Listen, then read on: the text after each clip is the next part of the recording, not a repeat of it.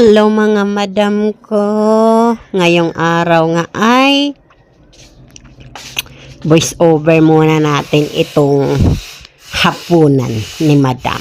Ayun. Siyempre kasama ko dito si Mia. Kasi nauna na si Mr. Dahil nga sa prito lang na naman ang ulam namin. O, diba?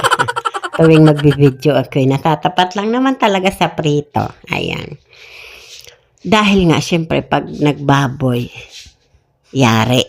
Sasabihin, ba't nakababoy? Isda-isda lang yung ating video para no problem, di ba? Ayan, dahil sa prito nga yung ulam natin, syempre kailangan ng talbos o kaya okra. Ayan, yan yung ano namin in case na prito talaga kailangan may okra or talbos o ano, o gulay or bakbet, yan.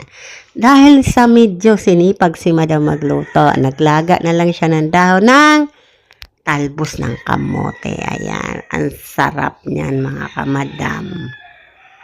Kailangan kasi talaga pag may prito, may gulay. Ayan. Kaya yan lang ang paraan ni madam na kahit pa paano may gulay.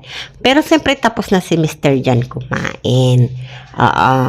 Siya pinapauna namin kasi siyempre bantay nga ako ng tindahan. Tapos kami ni Mia yung sabay para kung ano yung mga gulay-gulay dyan na naiwan. Ay kailangan ubusin na ni madam. O diba? Kasi nga pag sila yung mahuli, ay nako, maraming tira-tira. Kaya, syempre, pag ako yung huli, ako na yung maubos ng tira. Kaya, kitang-kita naman sa katawan ni madam. O, diba? Tagakain ng tira ni Mia. Hindi mga hindi nauubos ni Mr. O, diba? Kasi ganun talaga tayong mga nanay. Andun kasi sa atin yung, ay, sayang ito pag hindi ito naubos. O, kaya, nandun talaga yung kailangan. Uubusin natin siya.